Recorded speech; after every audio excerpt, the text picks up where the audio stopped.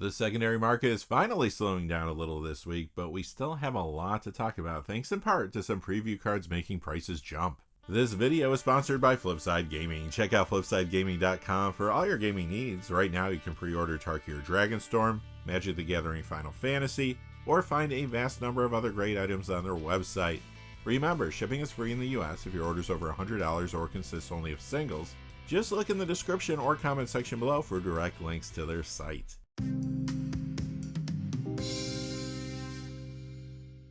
Hey there, this is John from Heroes and Legends, and welcome to another edition of the Magic the Gathering Market Watch. Like I said in the cold open, the market is a little slower compared to the last several weeks. However, there's still a lot going on. We have seen preview cards recently from Tarkir Dragonstorm, Final Fantasy, and Marvel's Spider-Man Eternal.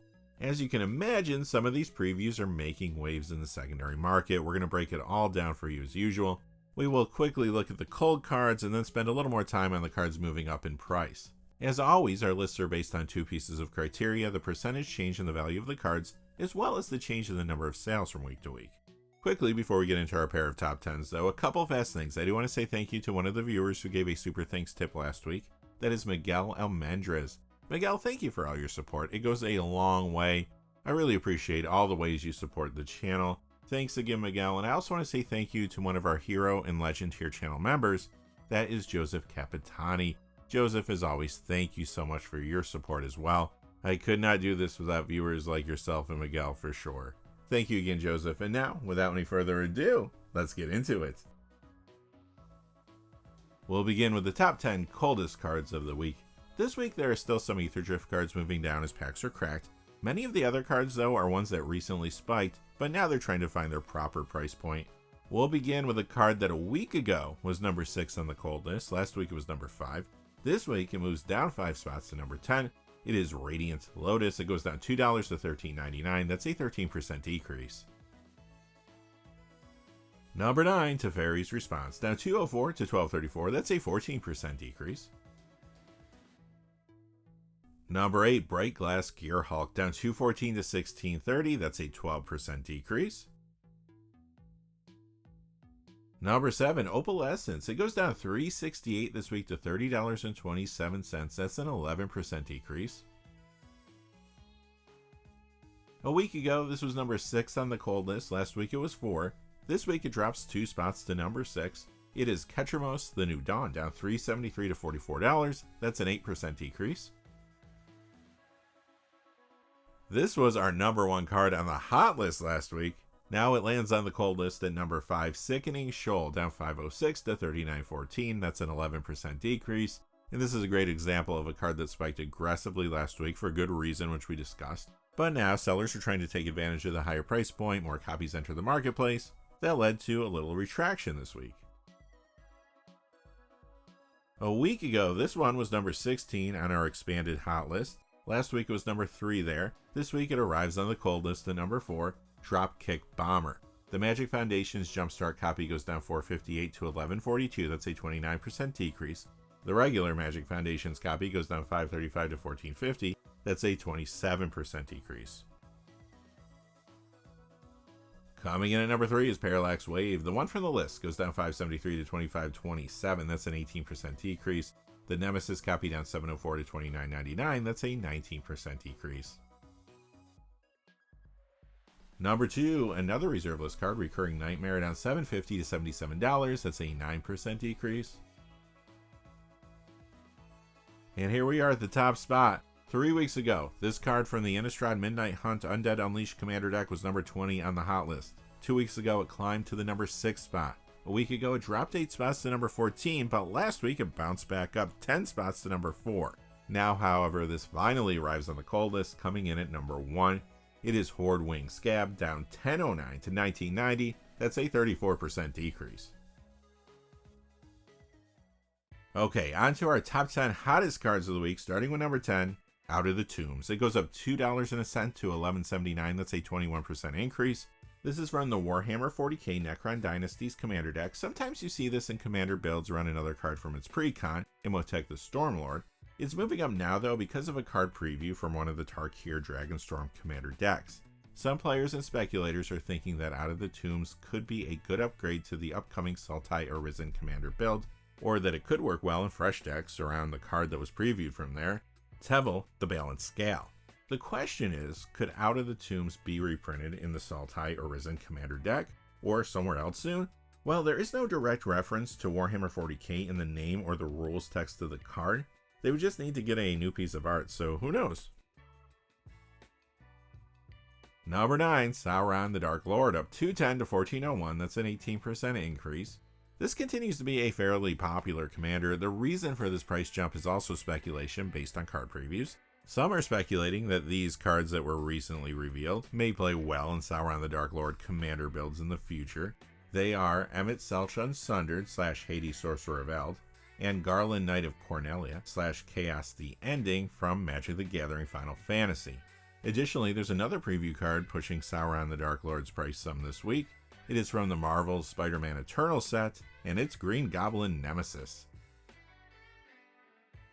Number 8, Silk Guard, up 220 to 986, that's a 29% increase.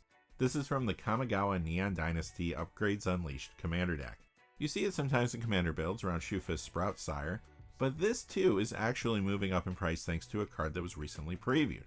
Some think that this may be a good upgrade to a couple of the Final Fantasy commander decks now that the front-facing commanders have been previewed. The decks that might want Silk Guard are Limit Break and Counter Blitz, or it might be good in fresh builds around Cloud X Soldier from Limit Break, as well as Tidus Yuna's Guardian from Counter Blitz. Again though, we don't know the other cards in these decks, so it's possible that a Silk Guard reprint could be on the horizon. Additionally, some speculators are picking up Silk Guard because they feel that it could be good in commander builds around one of the cards from Marvel's Spider-Man Eternal set. This time, it's Venom Deadly Devourer. Number 7 is Staff of the Storyteller, up 226 to 869, that's a 35% increase. This is from the Phyrexia All-Will-Be-One Rebellion Rising commander deck, and it's been pretty dry online this week. First off, this is found in Legacy Ocelot Pride midrange decks. It's also in regular commander builds like King of the Oathbreakers and Nayeli Sun's Vanguard, which is from its precon. The format where Staff of the Storyteller gets the most play though is 1v1 dual commander. You see it in builds around Flage Titan of Fire's Fury and Felia Exuberant Shepherd. However, a couple of Tarkir Dragonstorm commander leaks are pushing this card's price more than anything this week. Since they are leaks, I won't go into details about the two cards, but I'll give you their names in case you do want to look them up. The cards are Elsha Threefold Master and Nurav Crackling Vanguard. Number 6, Rotlong Reanimator, up 274 to 1296, that's a 27% increase. This one-print wonder is moving up now because of the play it's seeing in the pre-modern format. Pre-modern has been making more of an impact on card prices in recent months, and Rotlong Reanimator is found in Mono Black Zombies there. Quickly before we get into the top 5, just a fast reminder, this video is sponsored by Flipside Gaming. Check out flipsidegaming.com for all your gaming needs. Right now you can pre-order Tarkir Dragonstorm products there. They also have pre-orders open for Magic the Gathering Final Fantasy, or you can find any number of other great products on their site, Magic related or otherwise. Remember, if your order's over $100 or consists only of singles, shipping will be free in the United States. And if you're looking for a direct link to their site, just check out the description or the comments section below. I do have links posted in both of those places. And now, without any further ado, let's get to the top 5. Number 5, Firestorm, up 323 to 1806. That's a 22% increase. For a while, this reserve list card was seeing a fair amount of legacy play, but I'm not seeing it appear in the format all that much anymore. Like many of the cards on our countdown this week, Firestorm is moving because of speculation. Some think this might be good in future commander builds around Green Goblin Nemesis from Marvel's Spider-Man Eternal. A week ago, this was number 20 on the hot list. Last week, it came in at number 10. This week, Backstreet's back all right, and it's up 6 more spots to number 4. It is going up $407 to $25 for a 19% increase. The Surveil lands are quite good and appear in numerous decks in multiple formats. This one is no exception. In Standard, this is in the very popular Domain Overlords deck, and 3 of those decks made the top 8 of Pro Tour Ether Drift a week ago. The final showdown was between 2 of them, and the third one came in 3rd place. 2 of those builds ran 2 copies of this card, but the winning deck piloted by Matt Nass ran 3 copies. Now that might be the main reason Shadowy Backstreet has been hot recently, but it's in lots of other decks too. Even in Standard, it appears in Esper Control, Orzhov Midrange, Orzhov Sacrifice, Abzan Midrange, and Orzhov Token Control. Over in Modern, this is in the highly played Orzhov Midrange Blink decks.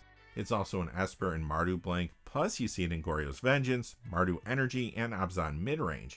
In Legacy, this appears in Orzhov and Esper Yorion Death and Taxes, as well as Orzhov Stoneblade. Additionally, it's used in several regular Commander and 1v1 Commander decks. As a matter of fact, Shadowy Backstreet is seeing more play there now thanks to new cards from Aether Drift. It's in 1v1 dual and regular Commander builds around Ketramos of the New Dawn, plus Shadowy Backstreet is a good upgrade to the Eternal Might Commander deck, and it's appearing in fresh decks around Hashatan Scarab's Fist from there. This card was number 6 on the cold list last week. This week it returns to the hot list at number 3, Parallax Tide, up 751 to 2750. That's a 38% increase. This sees play in 1v1 dual Commander, but Pre-Modern is the format that has made it spike. In Pre-Modern, you see this in several decks, including some really popular and successful builds like Stifle Not, Parallax Replenish, Tide Control, and Landstill. Number 2, Powder Keg from Urza's Destiny, up $9.06 to $30.24 for a 43% increase. This is seeing a little more play in Legacy sideboards to deal with decks like Painter and Coveted Jewel Combo. For example, this week I saw a copy in the board of a 5-color Cascade deck. Again though, Pre-Modern is the key driver for the price spike we see here. This is in sideboards as well as some main decks in the format to deal with problematic artifacts. Popular decks run it, like Stifle Not, Tide Control, Mono Black Clerics, and Pit Rack.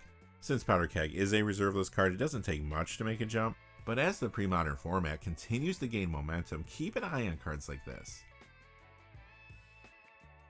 And finally, coming in at number 1 is Reaver Titan. It goes up $9.99 to $35.52, that's a 39% increase. This is from the Warhammer 40k Forces of the Imperium Commander deck. It's a harder to find vehicle spiking now because of the vehicle support that came out of Aether Drift. Reaver Titan is in several Commander builds that receive new tools thanks to Aether Drift. One example is Greasefang Okiba Boss. Reaver Titan is also being played in Commander decks around a new card from the set, Culloden Triumph Caster. Alright, that's going to do it for this episode of the Magic the Gathering Market Watch. Very interesting that there's so much interest in cards because of Pre-Modern right now. That is a trend we'll continue to watch closely. Later this week, we're going to be back with a new Commander deck tech. This time around, we're doing a dinosaur deck. You're going to want to see this one. Until next time, that way, thanks for watching. If you enjoyed the video, please remember to like and subscribe, and have a great day. Hey, thanks for watching. This video is made possible through the generous support of viewers like you on Patreon. Check out the description below for links to our Patreon page as well as our Amazon affiliate store, where a small percentage of all sales will also help support the channel.